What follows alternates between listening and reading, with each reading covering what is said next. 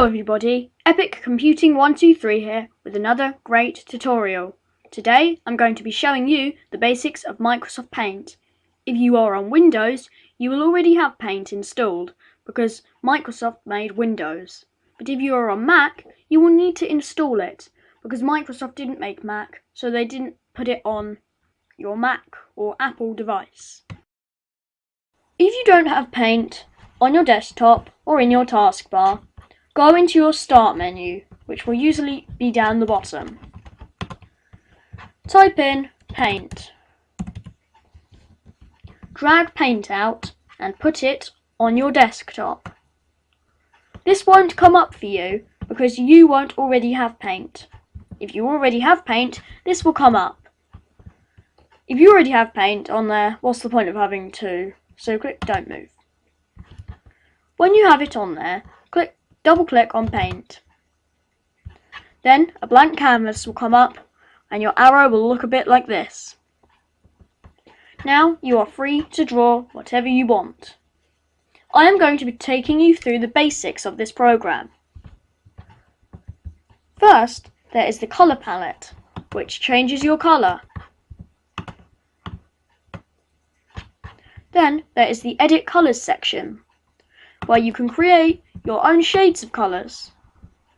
If I wanted to, I could create a sort of skin colour, and then it shows up in this bottom row. Now I am free to use this colour. There is also a Colour 1 and Colour 2 option. Colour 2 is for your rubber. We will look at the rubber later. It is also for your background colour. If you set your background colour to that, and go back on it, it will come back on.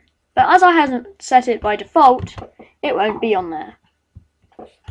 But say I was to have a triangle on here, and I had a red background, and I was to highlight this triangle and move it over here, it would become red behind, because that is the background.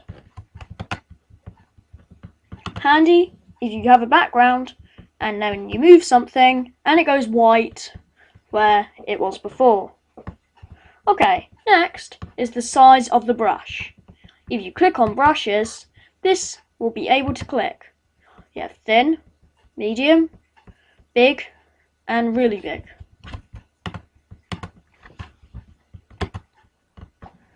The next thing is the shapes. You can draw lines, bendy lines, circles, squares, curved squares, these weird things,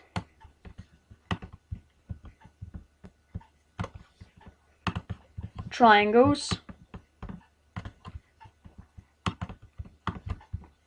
right-angled triangles,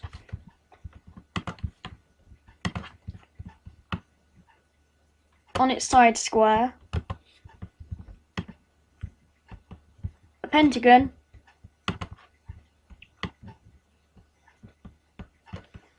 a hexagon, different arrows, a star, a different kind of star, another different kind of star, a speech bubble that's a square, speech bubble that's round, a thought bubble,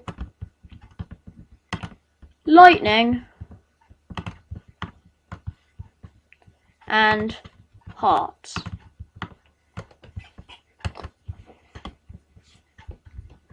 Next is your brushes panel. You have a normal brush, a thin brush. When you go down, it's thin. When you go across, diagonally up, it's thin.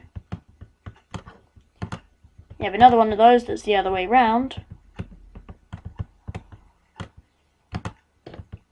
You have the spray can, which works best at full size.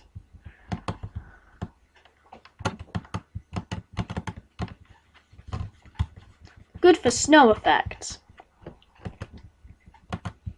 Your oil brush,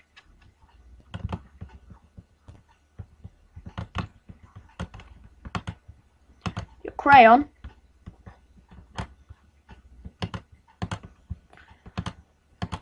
your marker pen, your pencil, which I don't see too much point in because there's a pencil here, and your watercolour brush, which is pretty much like the whatever that was. Then we have the toolbar here. We have pencil, we have fill can,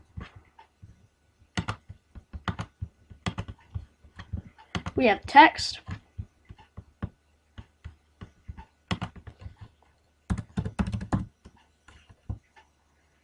you can also change the font of the text.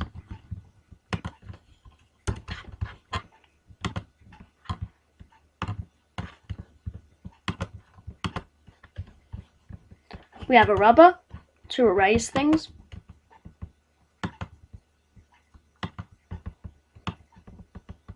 As I said, colour 2 comes under rubber.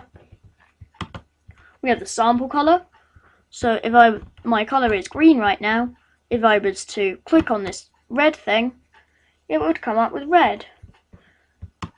Then you can do different things with it. Then there's the magnifier, where you can magnify parts of your painting. And you can also zoom in and zoom out via this bit to zoom out of it. Then there's this. If I drew a square or put a painting in, you can use crop to size it and resize it. There's the resize thing, which isn't available. Well, that's to resize your canvas, so you have to make sure nothing's selected. So you have horizontal and vertical and pixels and percentage and stuff. You can rotate your page, or you can rotate something that you drew.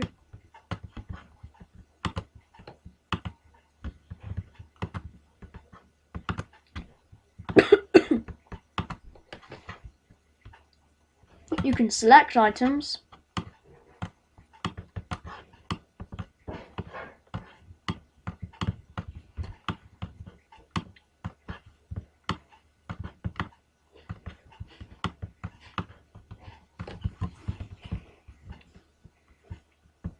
You can cut something that's selected, or you can copy something that's selected. And then click paste, and it will appear here. I accidentally clicked it twice. There's also your top bit.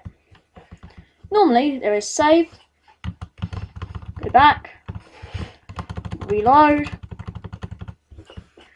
and you can add things like print preview, print, new, open, send in email, and you can minimize the ribbon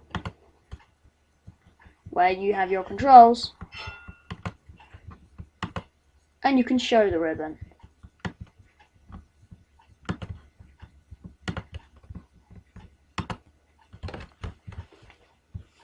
When you click this blue thing, you can open a new document, you can open a document from a folder, you can save it, you can save as, and you can save it as different types.